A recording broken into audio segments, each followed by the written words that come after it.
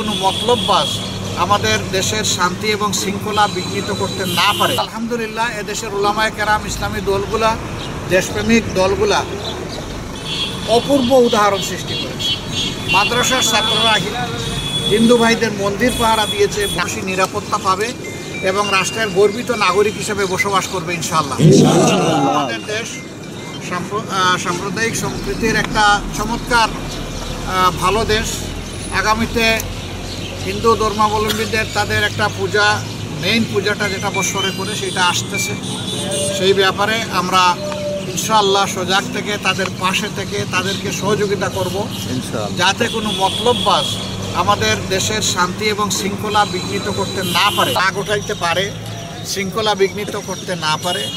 সেই জন্যে সমাজের সর্বস্তরের মানুষকে নিয়েই এই ধরনের যে কোনো প্রবণতা রুখে দিতে হবে ইনশাআল্লাহ। আল্লাহ তাআলা আমাদের উপর শান্তির ফয়সালা দান করুন, বাংলাদেশের উপর রহম করুন, বাংলাদেশের মানুষকে ক্ষমা করুন। আল্লাহ তাআলা তার সাহায্যের হাত বাড়িয়ে দিন। এত দূরে আপনারা কষ্ট করে এসেছেন, আপনাদেরকে ধন্যবাদ এবং আপনাদের মাধ্যমে ফরিদপুরবাসীকে ধন্যবাদ। আসসালামু আলাইকুম।